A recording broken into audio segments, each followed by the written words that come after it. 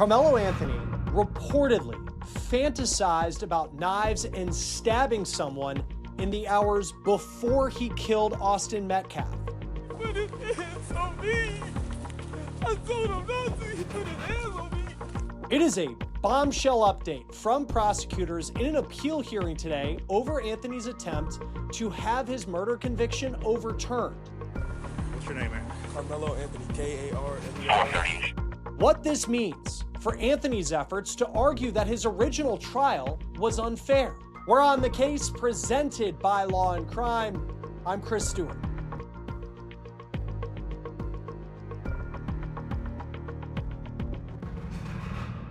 You may remember back in June, during Karmelo Anthony's murder trial, there was not much testimony at all about who he is.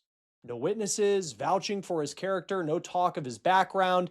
And Anthony's new attorneys are arguing that's because his defense made a gentleman's agreement with prosecutors to only focus on the moments surrounding the fatal stabbing of Austin Metcalf at a track meet. They wanted to, in their words, keep it under the tent.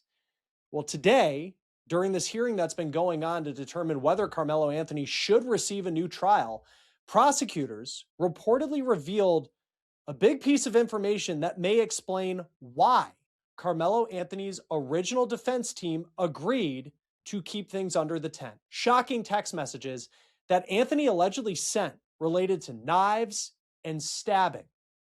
Karmelo Anthony is requesting a new trial, and today is day 2 of a hearing in Texas to decide if he's going to get one.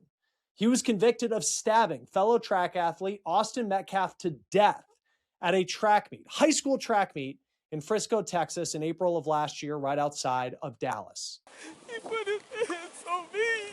Now that's the body cam video of the aftermath of the incident, and you'll remember that Anthony ended up under Metcalf's team's tent as this meet was going on, the two of them reportedly exchanging words, and when Metcalf gets up to physically remove Karmelo Anthony from that tent, he shoves Karmelo Anthony, and there was that blurry surveillance video that showed it, and in response, a split second, Anthony takes a knife out of his backpack and stabs Austin Metcalf once in the heart, killing him. Anthony's new team, a very high-profile team of lawyers, are arguing, though, that Karmelo's rights were violated during that jury trial several times. And we're going to talk about those arguments here in just a moment, including his right to a public trial. You'll remember that audio and video recordings of the proceedings were not allowed, and only a handful of media outlets like us were given credentials to be able to have someone in the courtroom to witness all of it. We had Cody Thomas from Court TV, you'll remember. And you only had about 24 people from the public who were allowed in that courtroom. Now, the judge who made the call as far as those restrictions on the case, he's actually been tossed from overseeing Anthony's appeal, and we'll talk more about that here in just a moment. But I need to get to these text messages and evidence that prosecutors talked about today, and these are things that the jury did not know about. I mean, none of us knew about it until now. You have local media outlets like WFAA and NBC DFW who are in the courtroom today for this hearing, who are giving information, live updates about a lot of the testimony that's happening. And we have to talk about what Assistant District Attorney for Collin County, Bill Werski, had to say and what he claims happened in the hours before this track meet on the day that Austin Metcalf lost his life. Because he says that Karmelo Anthony's girlfriend, hours before, told an assistant principal at their high school that the couple had broken up, and that she said she allegedly was afraid. She claimed that Karmelo Anthony was stalking her. WFAA says that the ADA also claimed today in the courtroom that Anthony was allegedly obsessed with guns, fights, and knives. And prosecutors allegedly have a text message that Anthony sent where he fantasized about stabbing someone and licking the blood off the blade. And he allegedly sent a text that said, quote, "I'm low-key on the verge." Anthony stabbed Austin Metcalf to death hours later. The jury never heard that. Now, the ADA also reportedly says that Anthony had gone to a program for juveniles when he was younger who struggle with anger. That was something that was not presented in court during his trial. Now, this appears to be the reason that prosecutors and Karmelo's defense made what they're calling a gentleman's agreement not to insert character testimony into the case. Again, they're calling it a gentleman's agreement. The assistant district attorney for Collin County reportedly said that the deal went both ways because in exchange for not talking about Karmelo Anthony's ex-girlfriend, that text message, his life when he was still living in Louisiana, where he went to some sort of juvenile program for young people who struggle with anger, they say that there were things that the defense didn't bring up about Austin Metcalf's past. The ADA says that Metcalf allegedly put, quote, vile racist stuff on graffiti, and that was not presented to the jury. The defense alleges that Metcalf also had a history of being aggressive, and that was something that the defense for Karmelo Anthony, they weren't able to talk about during the trial. Now, the reason the prosecutor said that this deal was reached between both sides, it was not to add fuel to the fire. I mean, you saw the amount of attention during this trial from individuals that typically aren't covering true crime. I mean, there was political talk of this. This made its way into racial discussions in this country. And the prosecutor says they didn't want any of that to factor into what was happening in the courtroom. Now, the defense is arguing, though, this gentleman's agreement, and I'm talking about Karmelo's new defense, they're arguing that the agreement restricted witnesses from being able to testify that could have helped Karmelo Anthony tell his side of the story, like an expert on epilepsy, to talk about how that impacted, in their opinion, Karmelo Anthony's potential perception of a threat. He was diagnosed with epilepsy, apparently. Here's another part of it. There's really no record of it. It wasn't written out.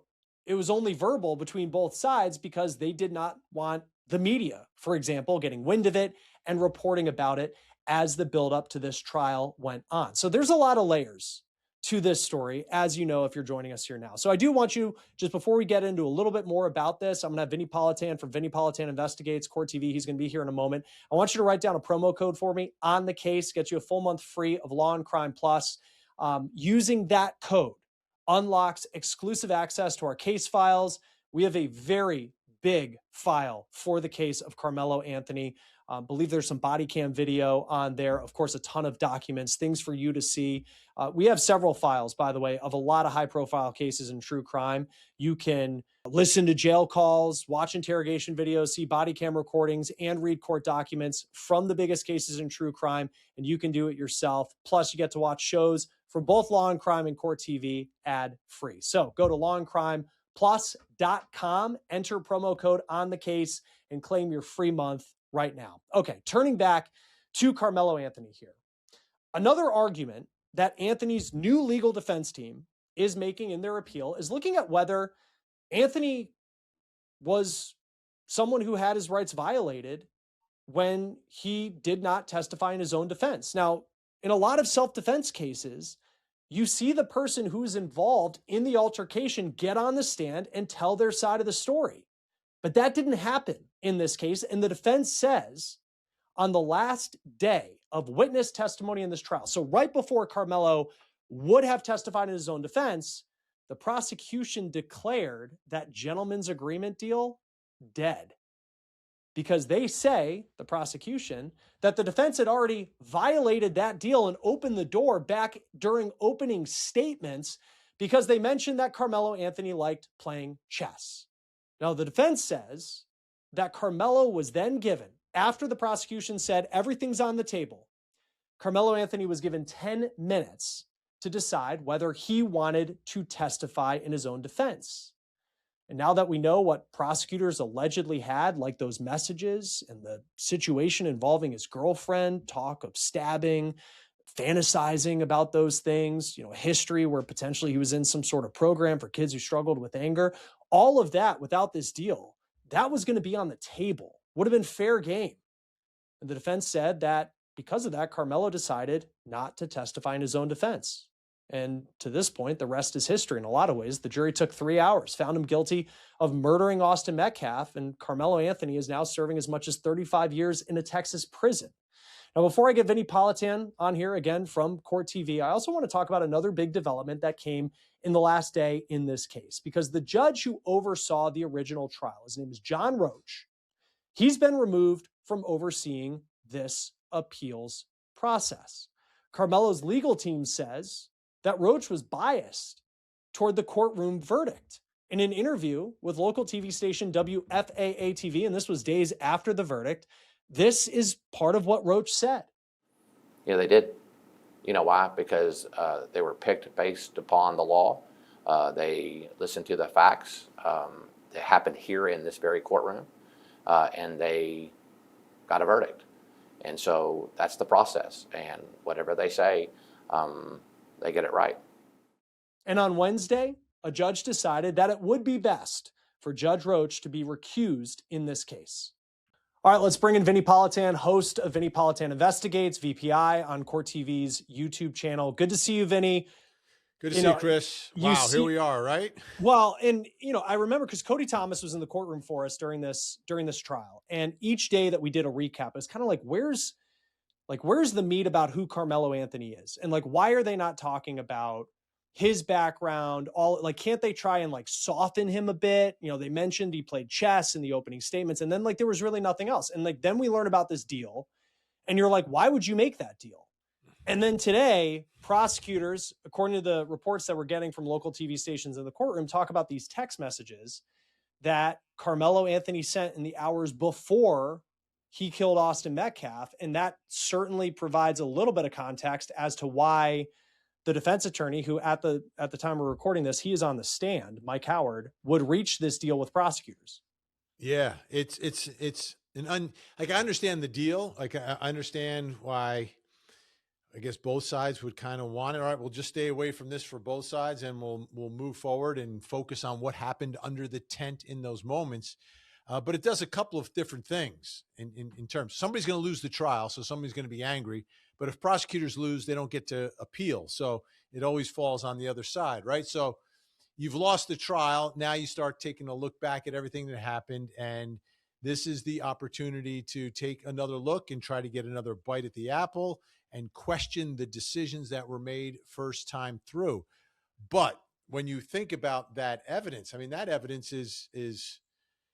would be powerful if the jury heard about what he was allegedly texting about beforehand involving knives and blood. And that would be very problematic for Karmelo Anthony and his defense. Understandably, they want to do everything they can to keep it out. But usually, these are the types of issues that it's not like a handshake deal. Okay, you don't do this, we won't do that. It's like you have hearings before the trial, and the judge decides what's admissible and what's not admissible. Like a deal like this sounds very unusual to me, especially in a high-profile case like this, for there to be some sort of handshake deal on you don't do this and we won't do that, and we'll just go forward, as opposed to what evidence should lawfully come before the jury and what evidence should not lawfully come before a jury. That's the way it's done, like in almost every other case, which, again, that in and of itself could become a problem here for this case. Well, it seems like it goes both ways too. And I don't know which one would have been more damning. I mean, certainly the idea that Karmelo Anthony allegedly was talking about knives in the hours before, and it was going through this breakup, which, like, you look at someone's state of mind. I mean, he's, potentially having a bad day already. He's tense. And then he has this knife. And then he sends a text message saying that he was on the verge, that there. And then hours later, if that was presented to the jury and you're sitting there, you're like, okay, I can see why the defense was like, let's just do everything we possibly can that this does not reach a jury. On the other hand, apparently Austin Metcalf, according to prosecutors, had a history when it came to some racist graffiti, and that could have been inserted in the trial. So that was kind of the agreement back and forth. But if I'm a juror today on this, and though they reached the decision of Karmelo Anthony being guilty of the murder of Austin Metcalf, I still would have felt today a little bit gypped, where it's I would have appreciated understanding, like, that to me is major context of what led up to being under the tent. And I would be frustrated that there was a sense, and I hate using the word gamesmanship because that's like a sports term. and we're talking about lives and murder and all of that. But the fact that there is some, and I'm just looking at updates here from NBC DFW saying that Mike Howard, the defense attorney, described what he called a shadow docket and an old school way of conducting legal business. Like, I'd be frustrated as a juror that was something that was decided and that was kept away from me as a juror trying to decide whether or not a young man should spend several decades in prison. Yeah. And what do? We bring in members of the public to come in. They don't sign up for it. They don't volunteer. It's part of their civic duty, but they come in and their job is to figure out the truth. And then we keep important facts away from them. So are we really like a search for justice is supposed to be a search for the truth. But how do you get to a search for the truth when significant facts and factors, and like you said, context, are kept from the jury? They really can't do their jobs. And this is one place where I've for years, I've railed against the system. I've always said more is better in front of the jury. They're always doing this test of prejudicial versus probative, and we sort of shield and put blinders on the jury so often. But I think jurors are smart, and I think they can put things in perspective, but sometimes we don't allow them. But usually, and again, to me, the real problem here is that it was not a judge making this decision. It was the prosecution and the defense making this gentleman's type of old school agreement. That's strange. Yeah. That's bizarre. And there's a reason why it's old school. It shouldn't be part of any new school. It shouldn't be part of the way a case is tried, right? You want the evidence in, put it in front of the judge and let the judge decide whether or not it should lawfully come in based upon what the law and the case law of the state is. And then if that judge made a mistake, let the court above them, the appellate court, take a look at it. Don't figure it out for yourselves, because it's not good for the people of the state, for the prosecution. You're not doing them any justice, and you're not doing justice for your client either. Well, I think here's one other line too, from the NBC DFW update. Quote, Howard agreed with Wilson, who's one of the new appellate attorneys, kind of part of this new higher profile legal team that Karmelo Anthony has. Karmelo Anthony was not present at the off-record hearings he alleges took place. So this negotiation was made, amongst attorneys, and, who knows what the conversations were with Karmelo Anthony, but, these are, I'm sure Karmelo Anthony would not have wanted the text message he sent about allegedly stabbing, to be included, but it just seems like, and I know you hire an attorney, that these legal decisions are being made behind closed doors.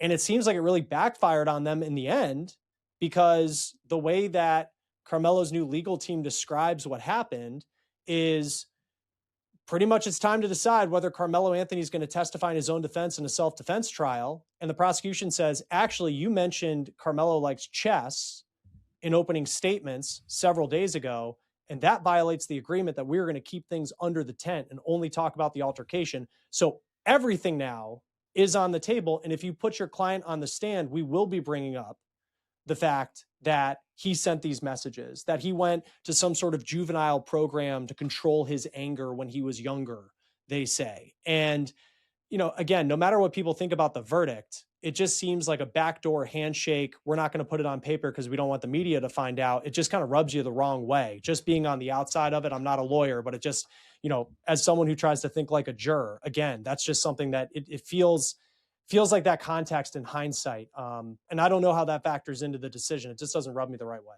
No, and it's going to be problematic. I mean, regardless of what the decision is made here at a motion for a new trial, if the defense loses here, it's part of the appeal. It's not good. It's not the way the system should work. Everything should be above board. There should not be secret deals or, handshake agreements. If you want the evidence in, put the evidence in. If you don't want the evidence in, don't put it in. That's what the judge gets paid to do, to make those decisions. That's the way it's set up. You, as the defense, are supposed to do anything and everything to get evidence in front of the jury to protect your client. The prosecution is supposed to have a search for the truth and put the evidence in there that demonstrates what really happened. And when they start engaging in gamesmanship, and the defense engages in gamesmanship, and the defendant is kind of left out of the loop of all of that, that's a problem. That's a violation of his rights, not by the state, but by his own attorney. And that becomes a huge problem. And it's a stain on the case at this point, and very well could undermine the entire trial, which they'll have to do over again if this thing is overturned at any point. So you have Judge John Roach, who yesterday was recused from this. And I know I've used the term appeal, like what we're talking about here. This is a motion for a new trial.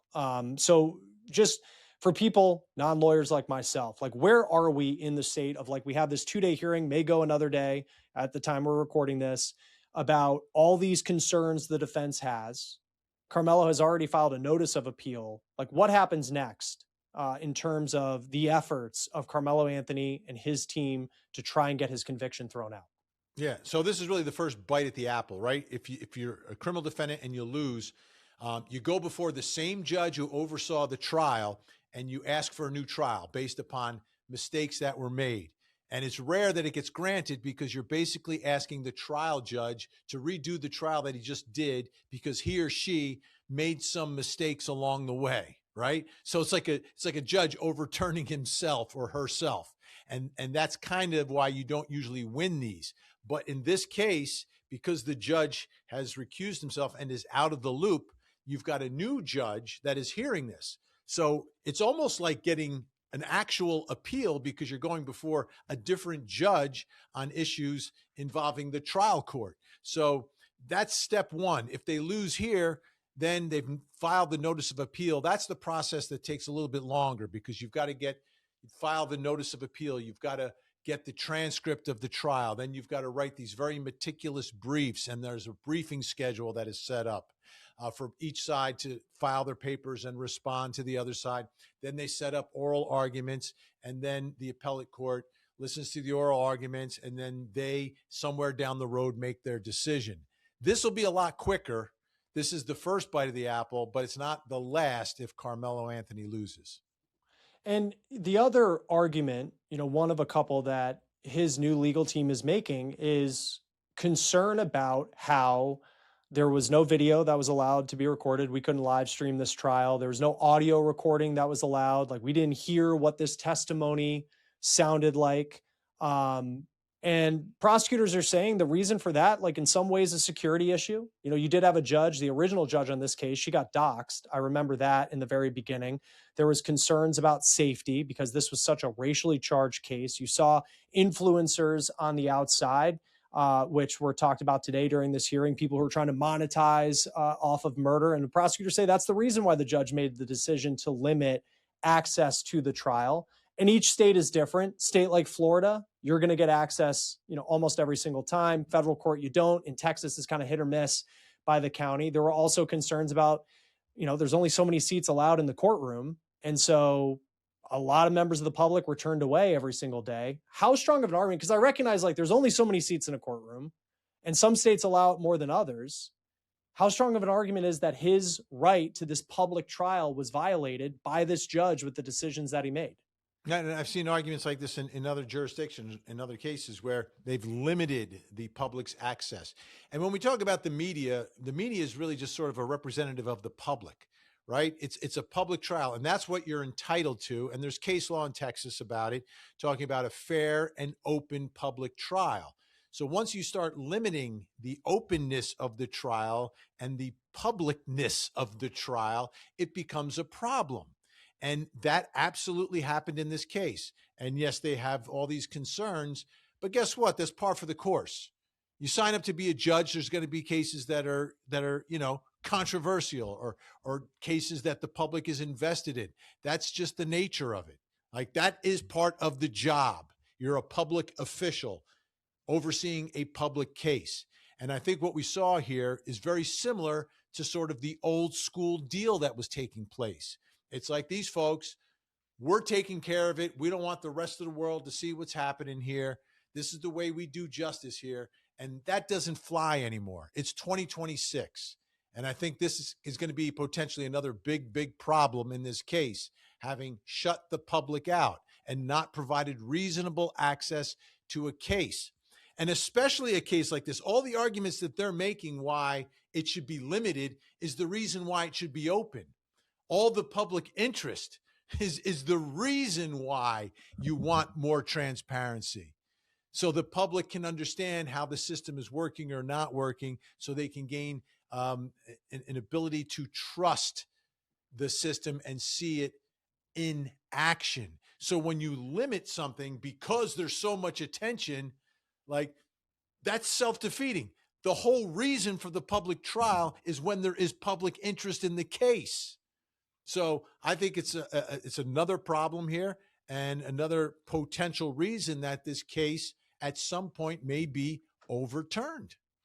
And that's the thing. I mean, even if you feel like, because in some ways, like, though we didn't know a lot about what happened outside of the tent, use that term of like on the outside, like it seemed like from witness testimony, we know that there was an altercation. We know that Austin Metcalf shoves Karmelo. You can see it in that blurry surveillance video. And then Karmelo responds with this stabbing. And in like terms of self-defense, it didn't seem like it would be that strong of an argument for Karmelo Anthony. But now there's all this stuff on the outside.